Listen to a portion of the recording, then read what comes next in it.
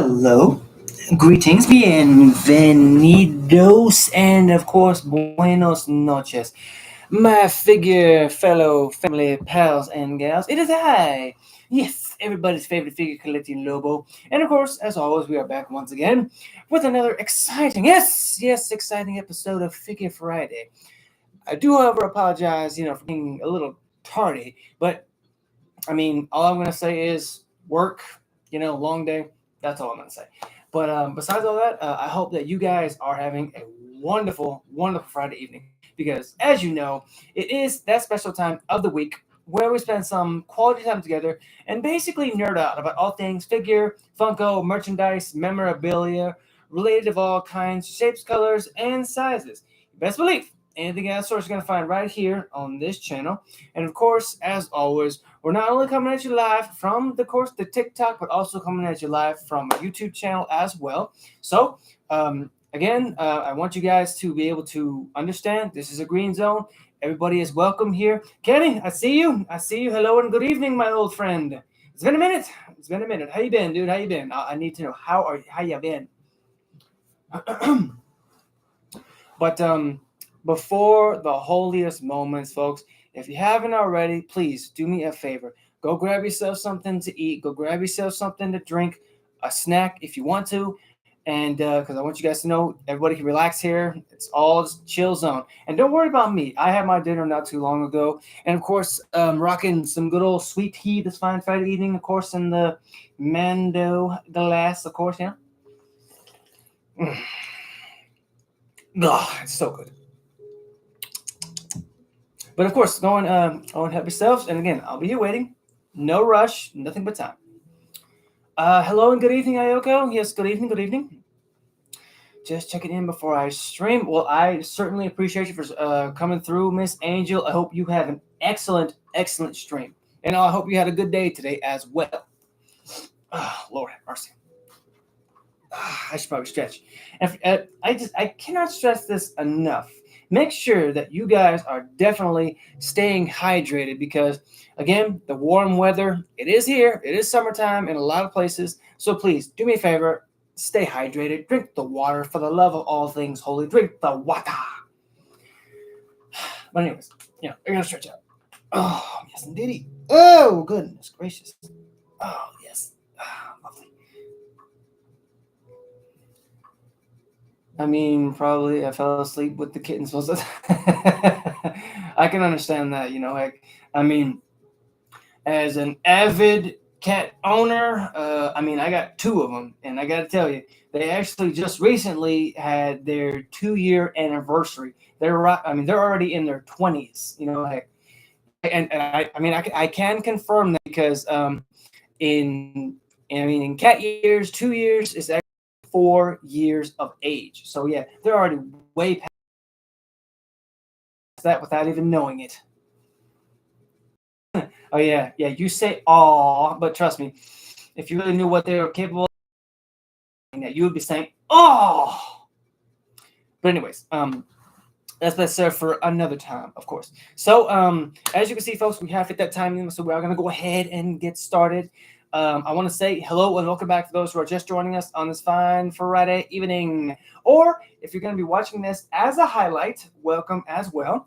So for tonight's episode, folks, we are actually going to be delving back into a world that we've kind of been neglecting. I feel like we've been neglecting it because I've been talking about it enough. But we are going to be introducing two new characters, two beautiful blue ladies from the world of the Marvel Cinematic Universe. That's right, folks. I have 4 kittens, I understand right now. You boy, oh my goodness. I gotta tell you, you're being stronger than me right now, really. And props to you, seriously. But again, I invite you guys, please sit back, relax, kick your feet up if you want to, because as you know, this is a green zone and everybody is welcome. And again, don't be afraid to smash that share button, smash that like button, because I want everybody to, just come and chill, have some fun with your boy, heck. Because again, everybody's welcome here. Again, please don't, like I said, smash that like button, smash that share button. Don't be afraid to bring your friends, your pals, your cats, your dogs, your kittens, your grandmothers, your grandfathers, your sisters, your brothers. But either way, why don't we go ahead and get started? Okay, so first up, we're actually going to be introducing a very mysterious yet deadly lady who is the woman of many faces. And best believe she can literally be anyone. And I mean, when I say anyone, I mean anyone. Not me, you know what I'm saying? I'm me right now. Okay, so if you hear, muffled screams in the closet or something, don't worry about that. I mean, come on. But please, ladies and gents, give our first big wolf pack welcome to Miss Raven Darkholm, aka Mystique. Yes, that's right, folks. The blue-skinned beauty has made her debut this fine Friday evening, and of course brought with her a story to tell. But first, we get her out of her little plastic imprisonment.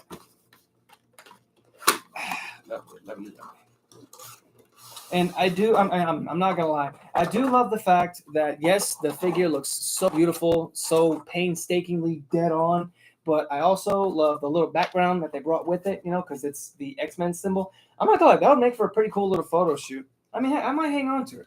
Who knows? Okay, there. Let me just get her out of her little thing.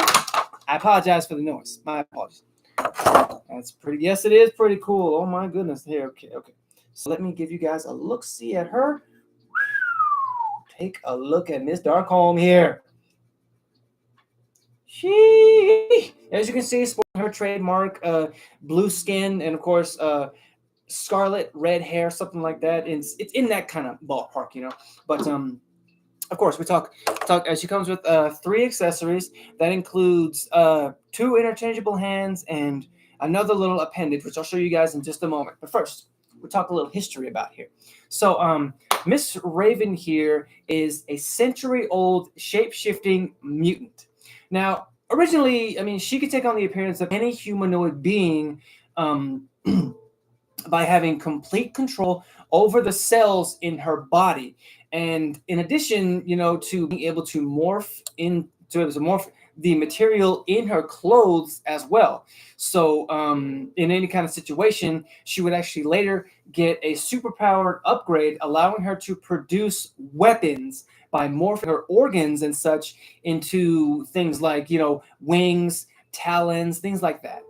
And for years, she's actually involved in espionage with her longtime romantic partner, Destiny, who is actually a blind mutant, precognitive.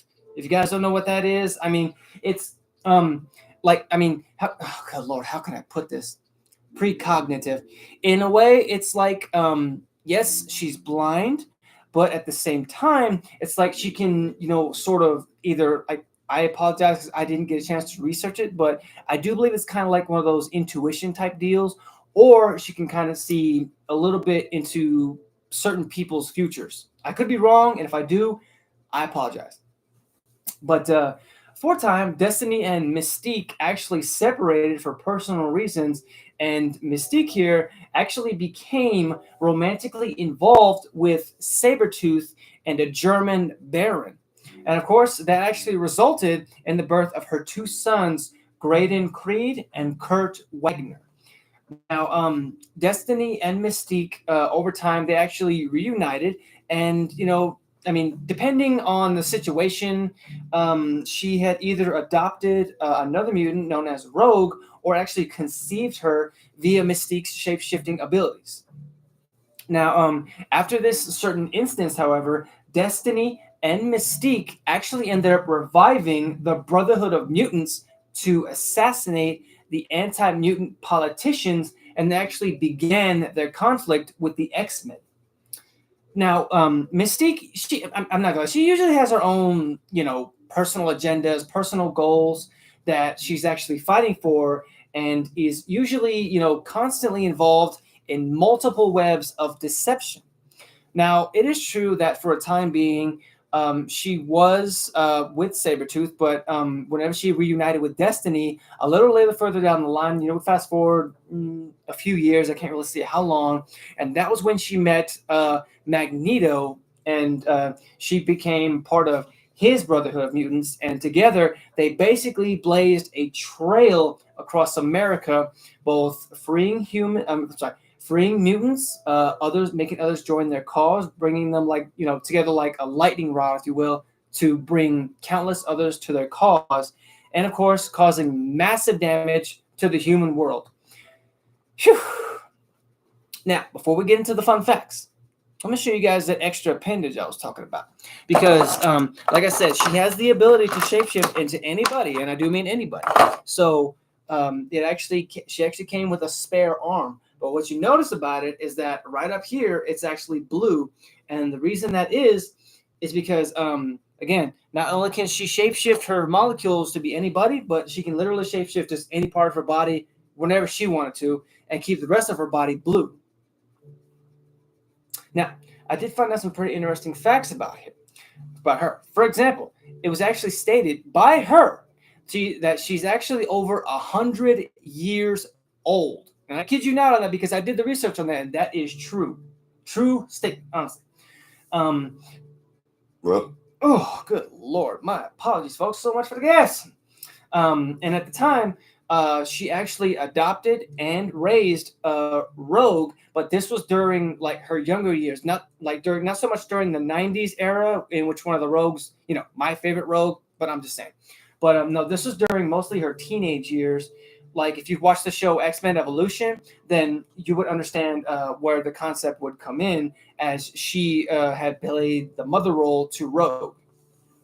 And probably the most interesting fact that I found out about her was, the most shocking was, even though she had all these past relationships, with Sabretooth, the Baron, Magneto, probably the most interesting twist is that she was actually married to, get this, to Professor Xavier. Yeah, I kid you not, Professor Xavier of the X-Men.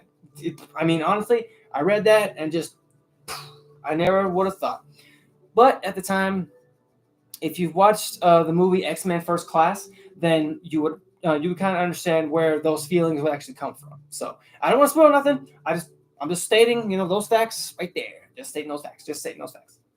So I'm gonna go ahead and put Miss Raven right over here so she can sit and chill, watch the rest of the show.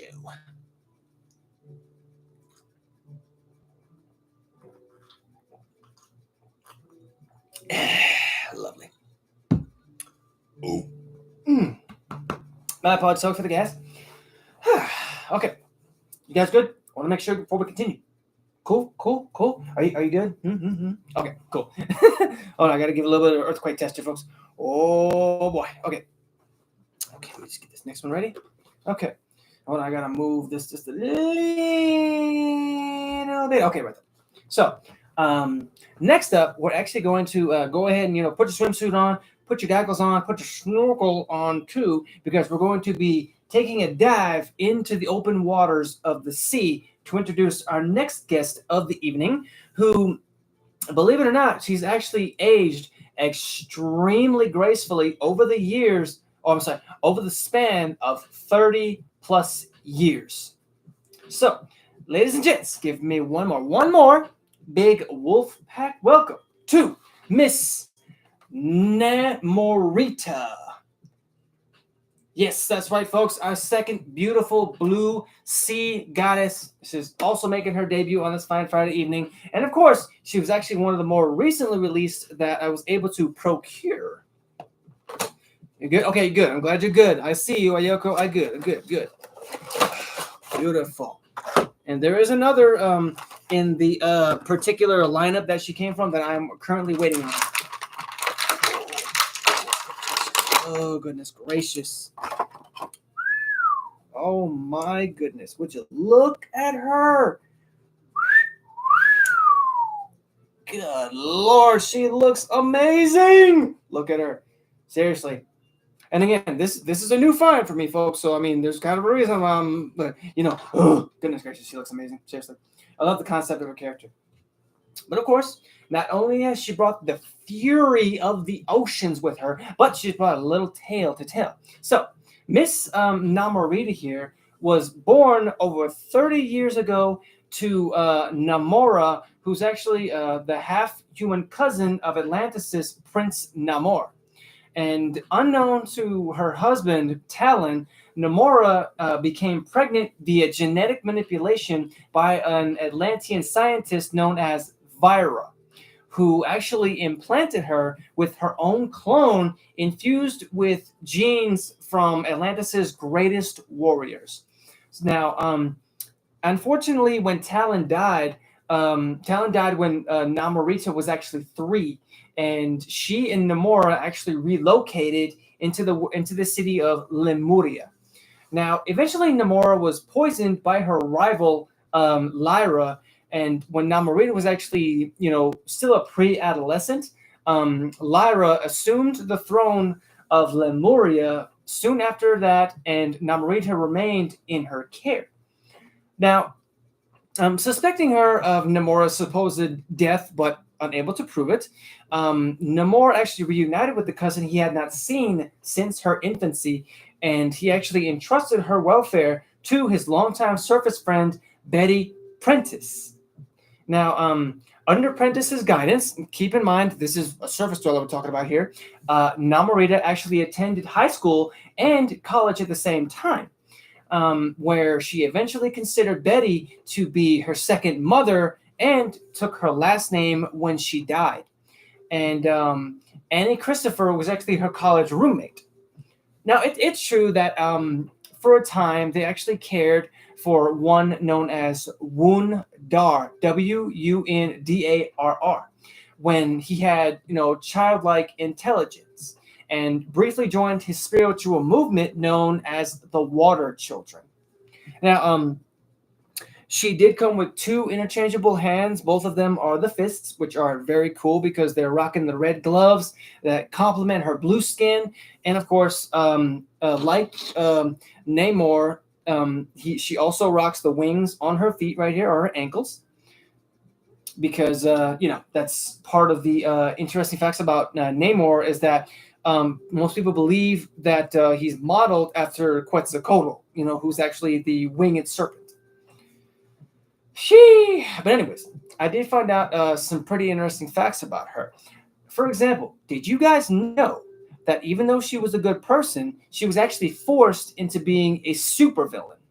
Now, I didn't get a chance to see what heinous acts that she actually had committed, but I mean, that's best served for another time. And I know that I already stated this in her history lesson here, but I want to reiterate. She's a genetic clone of Namora, so I can't stress that enough. She's not of Namor, she's not of Lyra, of anybody else. She's the genetic clone of Namora. Now, probably the most interesting fact that I did find out about Lady Namorita here. Get this. You guys know the Human Torch, right? Johnny Storm, Fantastic Four. Well, what if I told you that she and he were hammy, and they actually dated for a time being? Yes, it's true, folks. Fire and water. They became a relationship.